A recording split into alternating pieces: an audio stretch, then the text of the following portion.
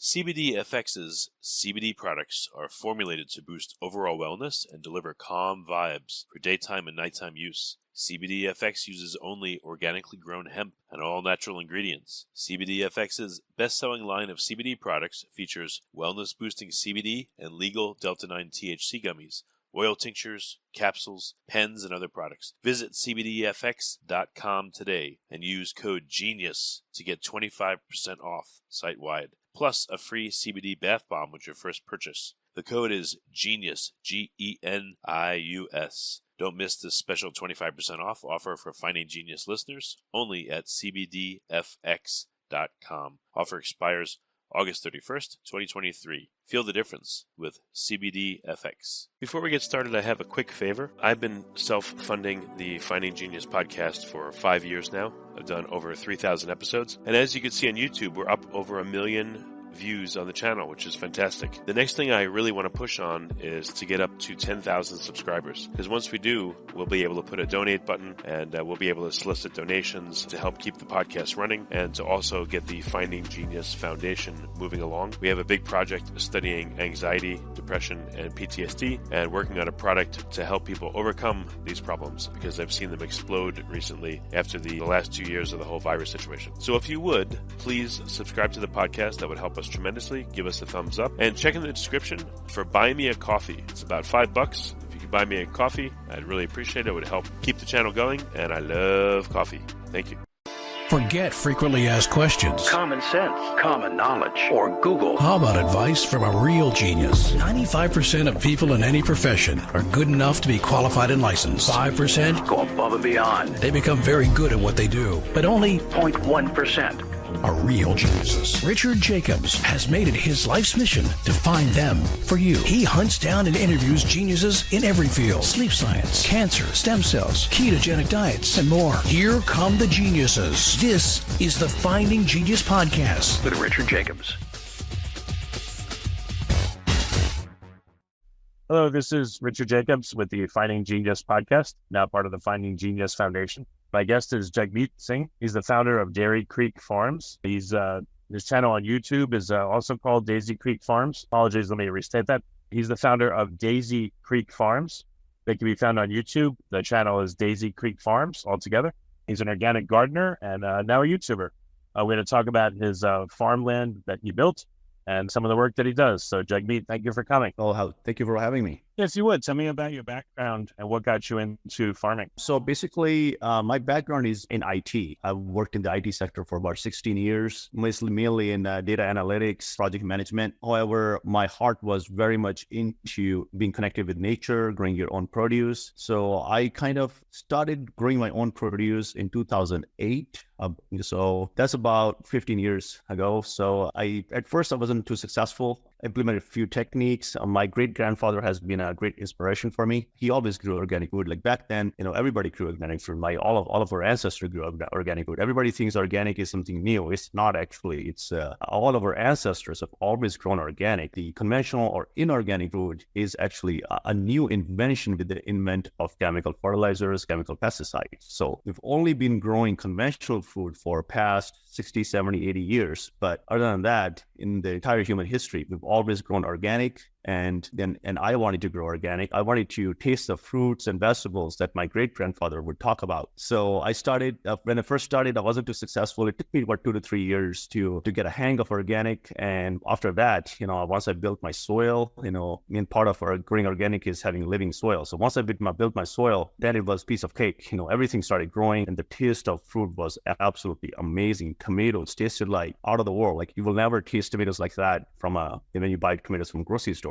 So that was kind of how I got started. So I basically, kept going. And then when it was very intuitive to me to grow organic food and I got a lot of knowledge, that's when I started my YouTube channel in 2016. Yeah, well, you mentioned your grandfather talked about his vegetables and fruits, and it must have been in a very inspiring way. What did he say about them? So my great-grandfather, he was the one who talked about them. He passed away in 2008. So I started kind of growing after he passed away. But when he was alive, he would always talk about the cantaloupes, the tomatoes, and the watermelons that he used to eat when he was a kid, and that was back in like 30s, 40s, and 50s. And he said the food does not taste the same anymore. So since like 60s and 70s, he said the food does not taste the same. It does not have the flavor. It does not have the actual taste that the natural food has. So that's where like he would talk a lot about that. That's where my kind of like my background comes from. Yeah, I visited a friend in Seattle years ago, and around Seattle, there's a lot of blackberry bushes. And we would eat off the blackberry bushes as we walked. And they, the blackberries were much smaller than you get in the store, but it was amazing, all the different tastes and flavors. And it was like a huge mixture of just deliciousness. And it was like 100 times better than anything I've ever gotten in the store. And I've also eaten off a peach tree once, and same thing. So I understand what you mean. That's great. You've been able to recreate that. Yeah, the taste is night and day. And you can get the size, bigger. All these conventional farms, they're always about getting most amount of production, bigger size fruit and vegetables, but bigger doesn't always mean better. You can use chemical fertilizers to make the growth. However, you lose the taste and the flavor. So the taste and the flavor comes when you actually grow fruits and vegetables naturally. And when the plants, take their time to ripen the fruit on the vine, that's when it tastes the best. Yeah, that's great. What do you grow? What's your focus? Over the past couple of years? So we bought the farmland about 4 years ago. It's 20-acre farmland. And since then, we have planted over about 100 different varieties of fruit. So we have 5 varieties of blueberries, 5 varieties of raspberries, 4 varieties of blackberries, loganberries, stayberries, boysenberries, marionberry. We have peaches, nectarines, 7 varieties of cherries. We have apples, jujube, persimmons. So we grow a variety of stuff, So we are open from April all the way until September timeframe. And all the information is on our website, daisycreekfarms.com. But we basically specialize in growing fruits and berries. Okay. How long does it take to grow the various fruits and berries you produce from seed? So we buy the plants from nurseries and wholesale nurseries.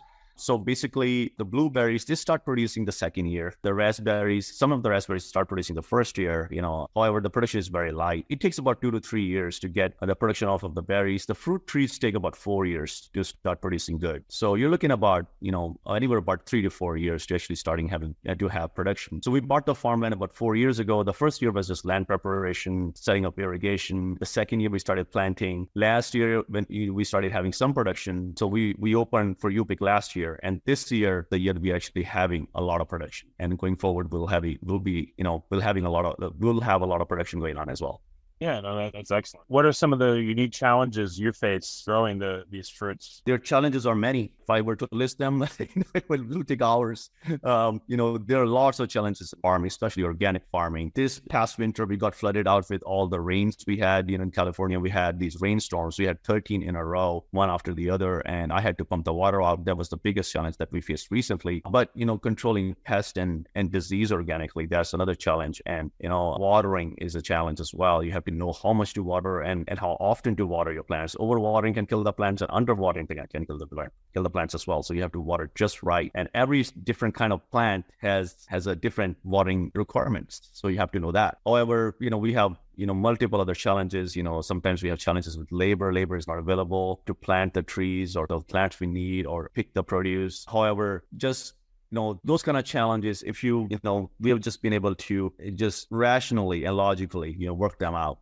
so they're not that big of a deal. However, having so many challenges back and forth does make, growing produce a little challenging as well. So how do you do it organically? Do you not use any exogenous fertilizers, compost? How do you these plants? So we do not use any chemical fertilizers. We do not use chemical pesticides. We don't use Roundup or glyphosate. The only fertilizers we use is organic fertilizer. And we use neem oil as a organic pesticide to counteract pest as well. And for caterpillars and other worms and stuff, we use spinosad, which is also approved for organic. So it's an organic compound that we use, basically. So everything we do is organic. The biggest challenge in growing organic is managing weeds, because conventional farms, they use Roundup. And once they spray once, the weeds don't grow for 2 months. We mow the weeds. Once we mow the weeds, the next week they're back. So we are constantly going with a tractor and mowing our entire 20 acres. It takes about 18 to 20 hours to mow. It's over an acre, but it takes about 18, 20 hours to mow the entire 20 acres. And the next week, we got to do it again. So our cost for labor itself to manage weeds is about 4 to 5 times higher than conventional farms. And why can't you use plastic or seen some people use a flamethrower or they just torch the plants for a quick second? We do. You can't use flamethrowers in almost all the settings. So we have plastic on our blackberries, on our blueberries, and sometimes on our vegetables as well. But the fruit trees, they need to have sprinkler system in order to have wider radius of or diameter of water. Once you put plastic on there, you from the sprinklers, the plastic does not let the water through. So the trees don't get the water that they need. So we don't use the plastic on our trees. So that's why we mow those. And we use flamethrower wherever we need them, but that is also a fire risk as well. So we have to be very careful with that. So you can only use it when the ground is moist. So for example, in summer, right now, we can't use it at all. CBD-FX full spectrum and broad spectrum CBD products are formulated to boost overall wellness and deliver calm vibes for daytime and nighttime use. CBD-FX is offering our listeners an exclusive 25% off, which I think is very generous, plus a free CBD bath bomb with your first purchase when you use the code GENIUS. Don't miss this special 25% off offer for Finding Genius listeners only at cbdfx.com. Offer expires August 31st, 2023. Feel the difference with CBD-FX. Oh, because it would be, okay, I understand. What else can you do with the weeds? What about a cover crop that goes along with the blueberries, or the raspberries that produces nitrogen? Yeah, we do plant cover crops. We plant peas, we plant clover, alfalfa. So we do that mainly in our fruit trees. It's very hard to do that in between raspberries and blueberries because they are planted much closer to each other. So if you do grow cover crop, you have to be able to mow them. Otherwise, you will get really huge and you will have trouble walking through it. Since we are a U-pick farm, people come and pick their own fruit and berries and vegetables. So we have to keep the weeds down up to an inch near the ground. Otherwise, people have trouble walking through them. So that's why we only grow cover crop in our trees and we mow it as soon as it gets above 6 inches up to 12 inches. What if you did I know you charge for people to pick stuff, but what if you said, hey, it's X amount per pound, but if you're willing to go and pull weeds for 15 minutes, we'll reduce it by this much. Maybe you can get the you-pick people to you-pick the weeds as well. They have to know the difference between the plants and the weeds. What if they pull the plants? A lot of people don't know that difference, first of all. Secondly, to do it by that, it will take probably 100 people working 100 hours a week to do that. So it's not really plausible. I imagine like having big classes of kids or teenagers and, them happily doing it. They learn stuff in the meantime, but okay. It's got to be mechanical. It makes sense. Yeah. When you're talking about this kind of acreage, 20 acres, pulling weeds by hands, it will take you forever. You will never get done. It's not possible. We do pull weeds by hands that are very close to the plants that you cannot get rid of mechanically. Those are the only ones we do by hand. And sometimes I'll hire, labor from the labor contractor. 15 people will come in and they will work 8 hours and clear weeds in 3 acres, for example. Wow. Okay. Interesting. So how much does that add to the cost? Like if you didn't have to worry about weed, would the cost be a lot less or would it? Yes, the majority of the cost of growing goes into managing weeds and also the fertilizing as well. Because, for example, the organic fertilizer costs more. It's about twice as much expensive as chemical fertilizer. However, you have to use 4 times as much because we are using 4-4-2. Conventional farms use it like 16-16 or 16-12-4 or something like that. So they get 4 times the amount of nitrogen that we get in our organic fertilizer. So we have to use 4 times more fertilizer than conventional farm. That's additional cost. Managing weeds is about 4 to 5 times labor and diesel in mechanical weeding, as compared to conventional. So our cost is much higher than conventional, but that's what it takes to grow real food that is free of chemical fertilizers and chemical pesticides and free of glyphosates. Yeah.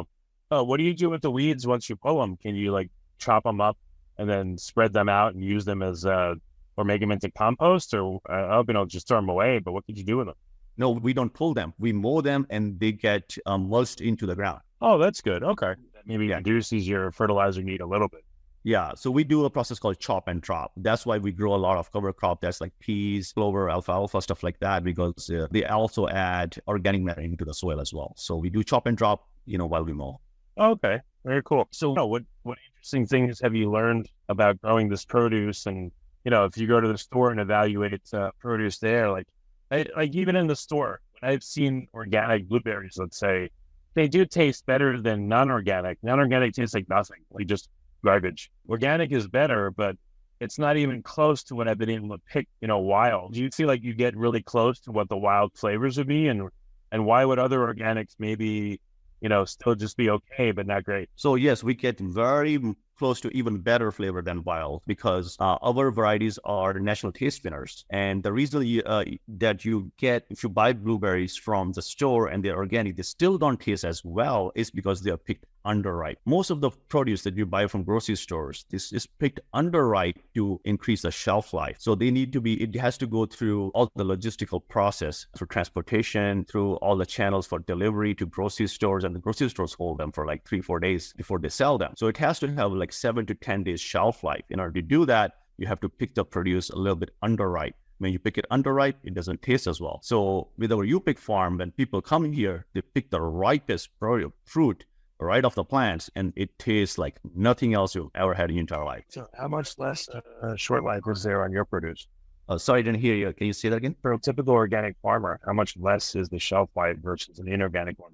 So organic produce that you pick right off the plant, like for example, raspberries will only have a shelf life of about 2 to 3 days. Blackberries about 4 days. Strawberries about 4 days as well. Blueberries maybe about 7 to 10 days, but it's much less than the produce that they pick underripe to supply to grocery stores because ripe produce doesn't last too long. So most people, when they come and pick their own fruit from our farm, they'll pick it and they will consume it in the next 2, 3 days, 4 days, or you can freeze it as well. If you freeze ripe fruit that you pick off the plants, it'll always taste better, and you can increase the life of the fruit as well. Especially if you make jams and bake stuff with it. Okay, so the shelf life is substantially shortened, I guess, with organic, but you gain back.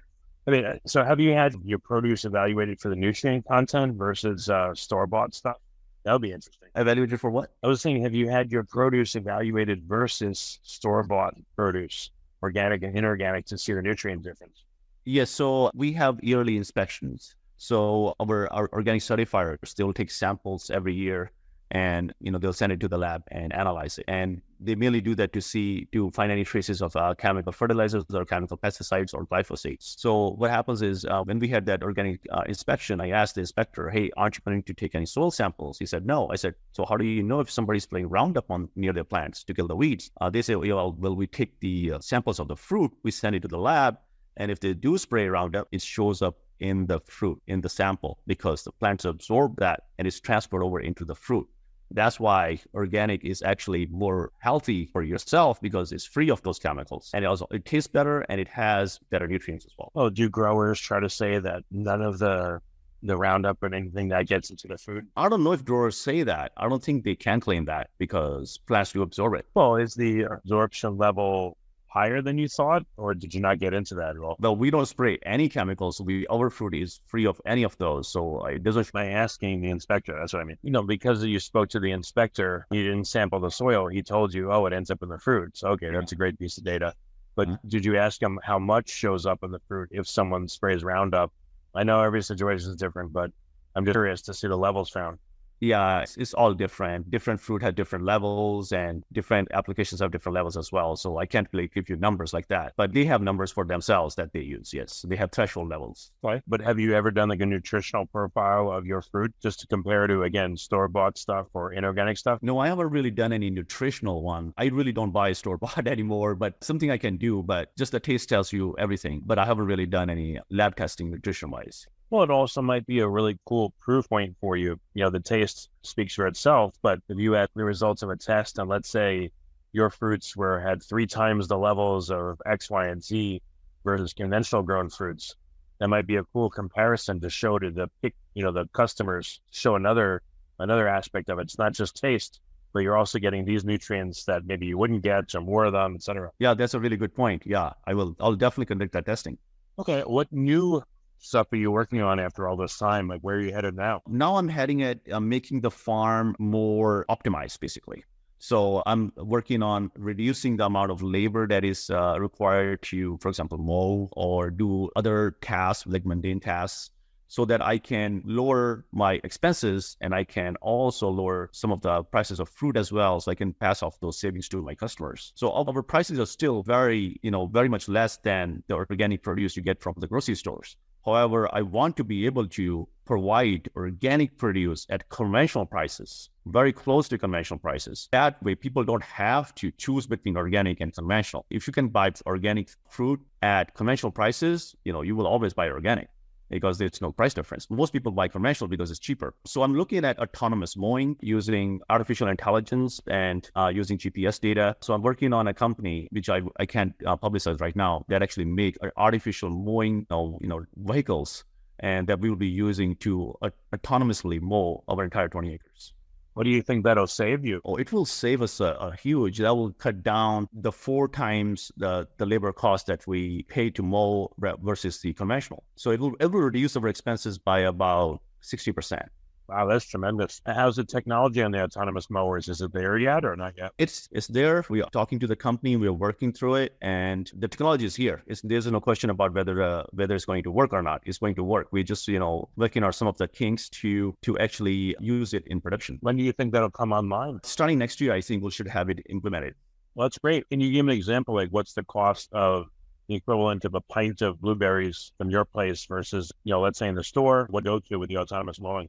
Yeah, so the price of blueberries, the price of conventional blueberries is about $4 a pound if you buy from a store. Price of organic blueberries, depending on where you buy, if you buy from a Costco, they can get it from $8 to $9 a pound. However, if you buy from a fruit stand or from a specialty store, it can go up to like $11 to $12 a pound. We sell our blueberries at the farm for $6 a pound organic. But if you buy more, if you buy 10 pounds or more, 15 pounds or more, then our price dropped down to even $5.50 a pound. My goal is to lower that price to $4 a pound, which is exactly the same as conventional. Hey, your pricing's pretty good already. It doesn't seem to be, that high. And again, I've been to the store many times, the organic is better than the inorganic, but it's still not great. And there's been plenty of times where I bought blueberries and I just threw it away because they just tasted like shit. They weren't good. So it's literally a waste of money. It's like literally throwing money away on a lot of this fruit. So I would say that your pricing is excellent, and I hope your customers and people listening realize that. That's fantastic. Yeah, and that's not the fault of the organic grower. It's the fault of the logistics, because those blueberries that you tasted that didn't taste as good, they're probably in the logistical process for up to 10 days. So by the time they get to you, they're already 10 days old. So when customers come and pick from our farm, they pick ripe fruit that's fresh, picked that day. So that makes a huge difference. Could you do something where customers prepay, and then the second the stuff hits the store, they pick it up? Maybe you could actually even go into stores and do that if they would allow it, Yeah, the way the stores work, for example, I do supply locally to local grocery stores, and we do pick the same day and deliver the same day. So, but they charge a lot. Since I charge them $6 a pound, they sell those berries for $12 a pound. They want to double their money. So they sell it for a lot of money. They are fresh and, they taste much better. And in order to do that, it takes a lot of labor, power, and just the delivering cost. Sometimes these grocery stores, they only want to buy $200 worth of produce. Now, in order to drive an hour there, come back, the cost of labor and gas, sometimes not even profitable. So we have minimum. Our minimum is $500 for delivery to grocery stores. So if they buy at least $500 worth, then we can deliver. But logistical challenges are always existing, and with the produce is even higher. I mean, you might be able to work something out with the grocery store. If you tell the grocery store, hey, I know you normally sell it for X, but we have a way to get pre-orders that are paid already. So, hey, grocery store, give us a little bit of a break or do something, price-wise for the customers, because they're prepaid. You have guaranteed income, and they'll get it on this day. It comes in, so it won't take up your shelf space. Maybe there's a play there. I don't know. It's like grocery stores not going to do that. They're not going to pass off their customers to me, or they're not going to have customers at their place that have paid me for their order. So they're not going to do that. Most of the grocery stores, they don't even buy directly from farms because they work through the distribution channels. They work through the distributors of the packers. So the packers will buy tons. They will buy like 10,000 pounds of blueberries, 20,000 pounds of peaches, and then they supply to different grocery stores like Sprouts, Raley's, and other grocery stores. And they will supply, hey, 100 pounds of peaches to this grocery store, 50 pounds of blueberries to that grocery store. That's how that logistical chain works. Because in order for the farmer to do it, for 50 pounds of peaches at $1.50 a pound, $75 to drive even like half an hour and there and back, it's not worth it. So all grocery stores work through almost exclusively with distribution channels. There are few local grocery stores that I supply to, that especially the food co-ops, that buy directly from the farms, and that's where our relationships are. And it's a little challenging as well because of the amount of produce they can sell and amount of produce I need to sell, because we produce 15,000 pounds of blueberries this year, and I can't sell them $100 pounds at a time and deliver them. It will take me forever. I won't be done in a whole season to make those deliveries. It's not even possible. Is there any point in having like a little store that you do already on your you pick farm for people that don't want to go pick it?